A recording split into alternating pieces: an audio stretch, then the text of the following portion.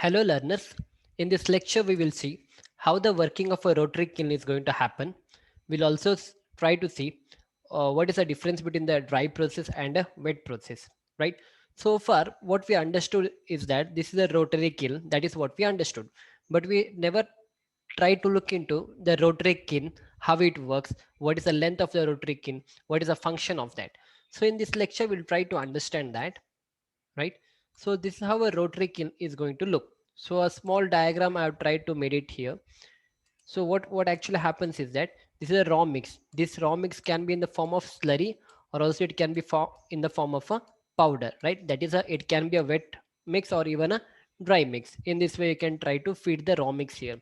And this is a stand what we have for the rotary kiln. This is a rotary kiln, and this will be put in the inclination. You can see this inclination, right? So it will be put at an inclination of 5 to 6 degree inclination it will be put, and this will be turning, this will be rotating. I'm going to put it here in this way, rotating. It will keep on rotating, right? It will keep on rotating. This is how it's going to look.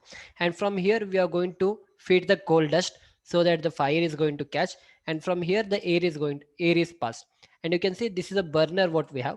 We are going to put a fire from here, and as a result of that, I mean, we are going to put a fire here, and this entire rotary kiln what you have, it will be rotating in this, right? Further, this rotary kiln what we can see, it is divided into three parts in this way. That is, the first one, we have a dry zone. This is my dry zone. Then we have a second zone, this is called as a burning zone. And then we have this clinker formation zone. Again, it's the same thing. The raw mix is feeded from here. This becomes my dry zone, this becomes my burning zone, and this becomes my clinker formation zone. And you know, this is put up in an inclined format. This is how it is, and it keeps on rotating, right? Yeah. So now we'll try to see what actually happens. So once the raw mix is feeded from here, it will come into the dry zone, and from the dry zone it will pass into the burning zone.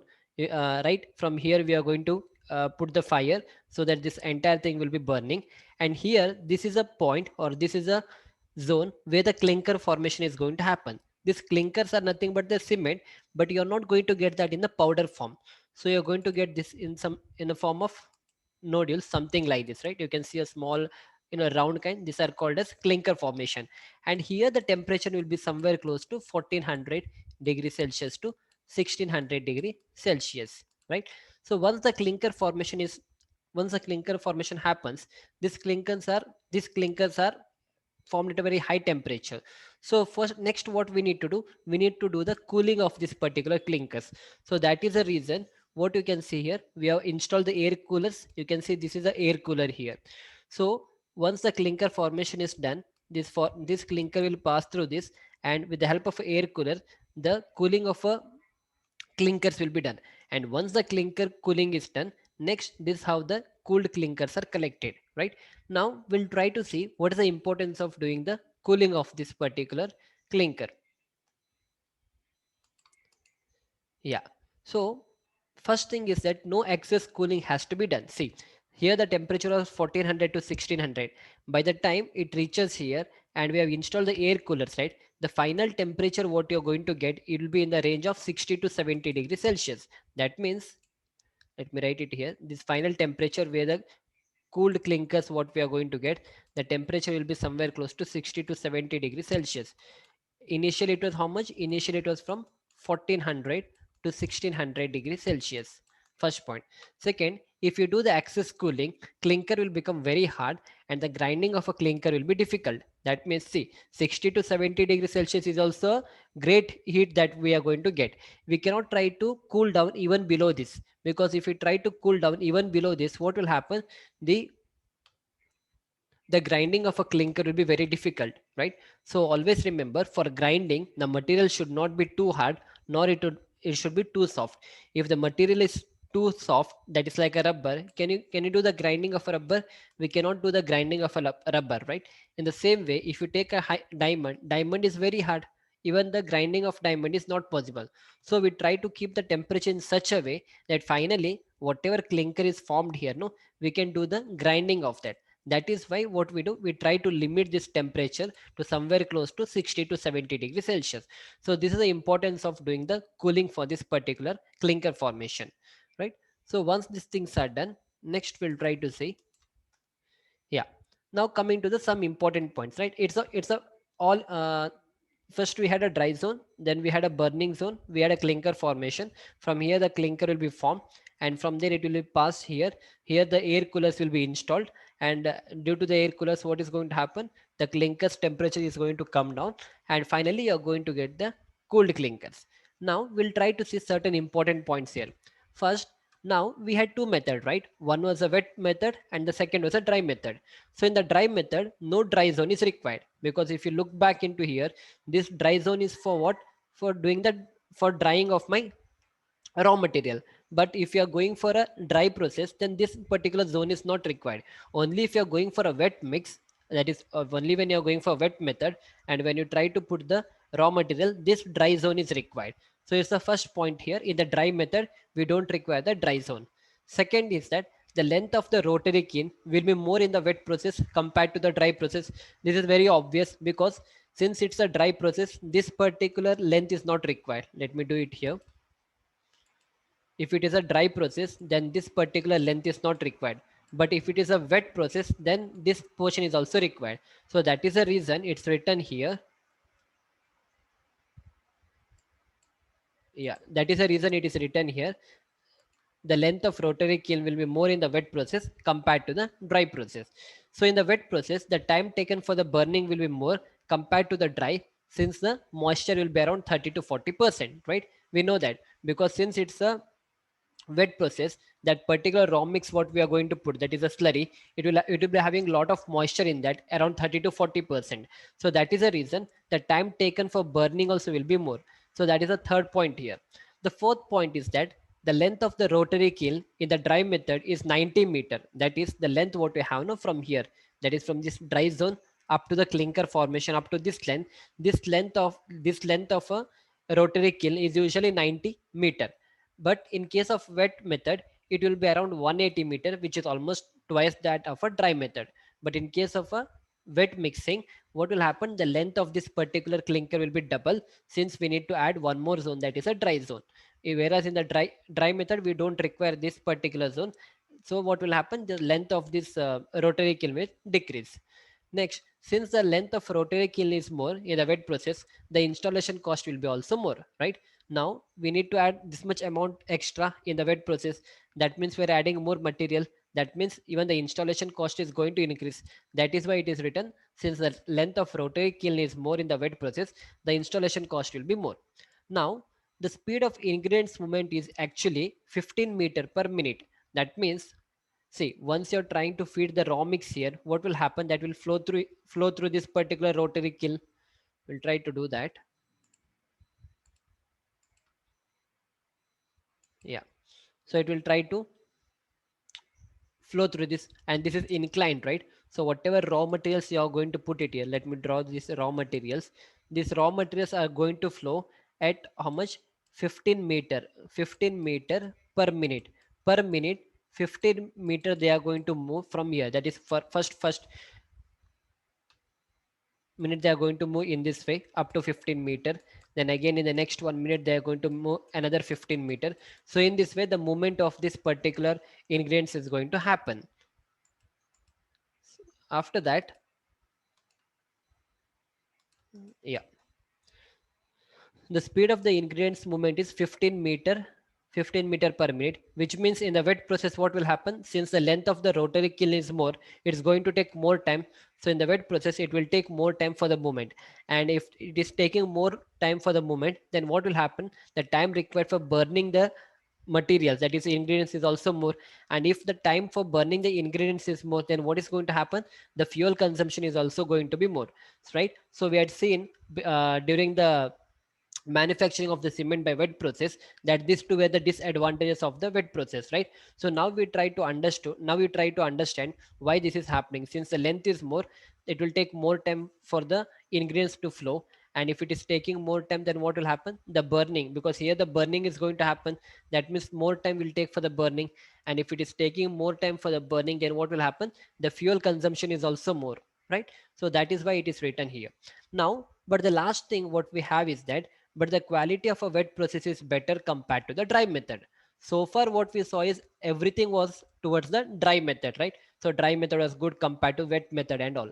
But finally there is one point, that is the quality of the wet process is better compared to the dry method, because here we are going to do the what you call the burning temperature will be more, and also it is going to take a long time for the burning. As a result of that, what is going to happen, the quality of a wet process is better compared to a dry method. Now the question that comes in my mind, whether to go with a dry method or to go with a wet method, because finally what we have found is that the quality of a wet process is better. But finally what we try to do is that, but for slightly better quality, we cannot invest more money, because if you're going for a wet process, you need to put the length of my rotary kiln will be almost 180 meter, which is double the dry method. So as a result of that, what will happen, more money is going for the installation of the rotary kiln, and along with that it will take more time for burning. And if it is taking more time for the burning, what will happen, more fuel is gone, that means more fuel consumption is gone, right? So that is why, and also the quality difference that we are going to get from the wet process and from the dry process is very little. It's not that significantly the quality of a cement is going to improve from the wet process, slightly it's going to improve. So that is why what we try to do, the quality difference is little, and we compromise on what thing we need to compromise, we need to compromise on the quality. Even though the quality is little less, it's okay.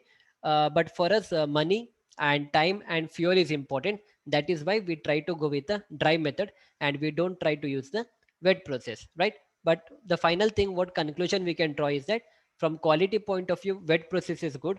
But other than quality point of view, when it comes to cost and other things, the dry method is always good compared to the wet wet method. That is why we call dry method as a modern method of production of the cement, and that is widely used everywhere, right? Yeah. So this is how it's finally going to look. So you can see a slurry tank here. From here the slurry is feeded. This is a rotary kiln, it has to be kept in the inclined position. These are the rollers, it keeps on rotating, right? You can see it here, 5 to 6 degree inclined refractory linked rotary kiln is kept here. And from here what is happening, the powdered coal, whatever you have, no, the coal is blown from here, and as a result of that, the hot air is blown from here. And finally what will happen, the whatever raw materials are feeded from here, it will come here, and from here the hot clinkers are formed.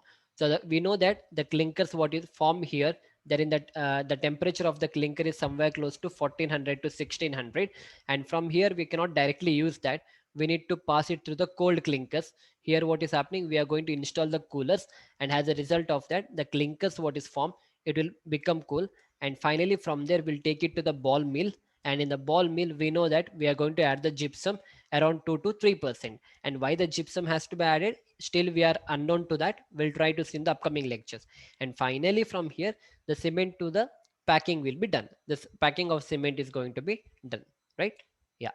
So far what we saw, so far, if you remember, we'll try in this way. So far if you remember, we taken the limestone plus the clay, right? Then along with that we had taken that the impurities, that is alumina, the lime, then we had taken magnesia and all. Finally when we did this entire finally when we did this entire process, what happened, finally we got a powder, that is a clinker powder we got. And this clinker powder what we have got, first we had got that clinkers, and then we had done the powder of that. So that powder what we finally got, we call that as cement, right? So in this cement, whatever raw materials were added, they are not the same raw materials now.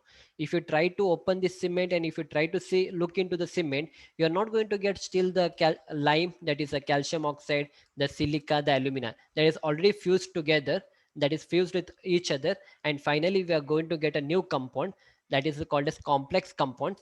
And those complex compounds what we are going to get finally, that was first seen by Box.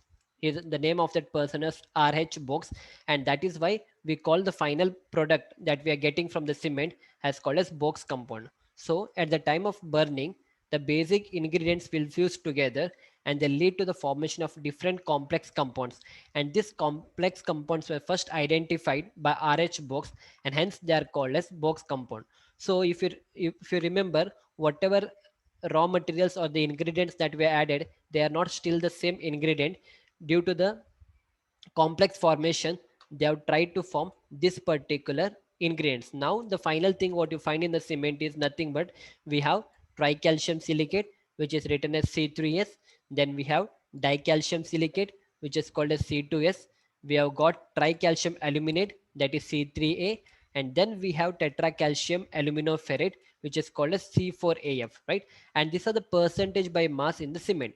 That is C3S is in the 30 to 50%, C2S is in 20 to 45%, C3A is in 8 to 12%, and C4AF is in 6 to 10%, right? So finally, if you remember, this is what we are trying to get, and these four compounds are very, very important, and hence we call them as a box compound.